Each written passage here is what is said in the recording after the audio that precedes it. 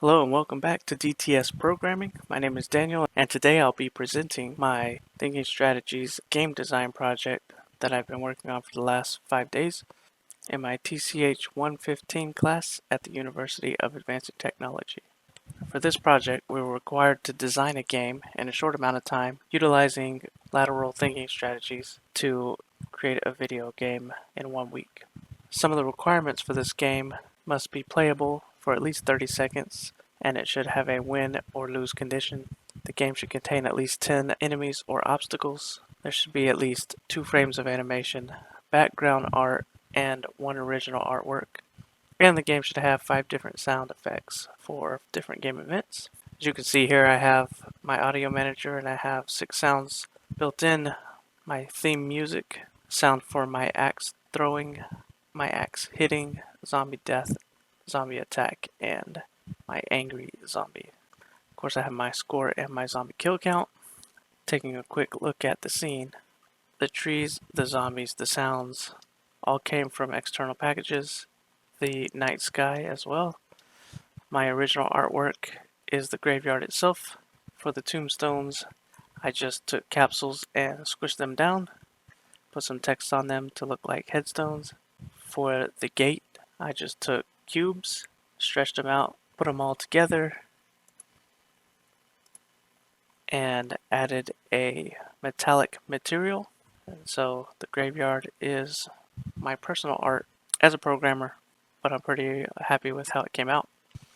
So I'll go ahead and play through the game and show a win scenario and a losing scenario, as well as demonstrating the other project requirements that I have just mentioned.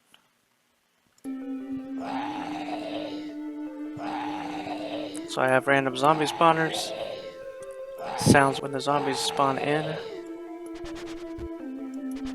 axe throw and axe hit. My zombies are using a nav mesh agent as well as an animator.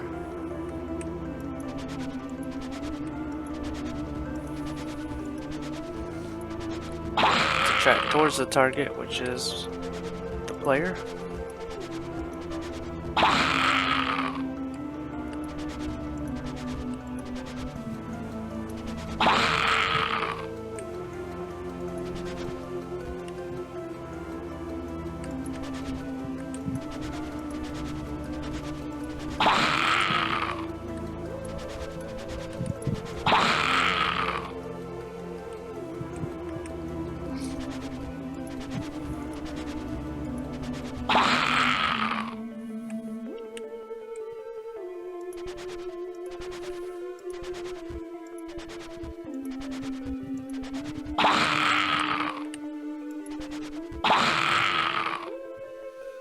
There you go, 10 zombie kills.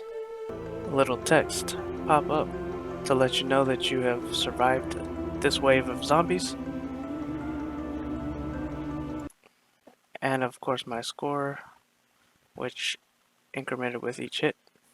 In a fully fleshed out game, this would be set up in waves and would get progressively harder as the game went on. This is the first game that I've designed where I actually attempted to put in some grass, so I'm pretty excited about that. Now I'll demonstrate a losing scenario, prove that my player does have health, can be killed.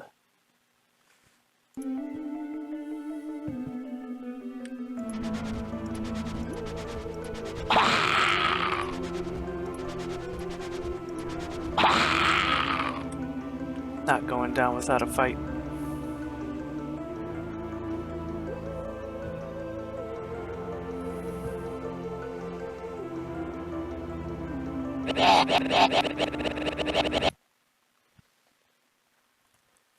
So there you go, when the zombie gets in range, he'll start attacking, my health will go down, and when I die, we get this pop-up saying, "Tonight you feast on brains," as I'll be joining the zombie army. Of course, there are a few bugs to work out still.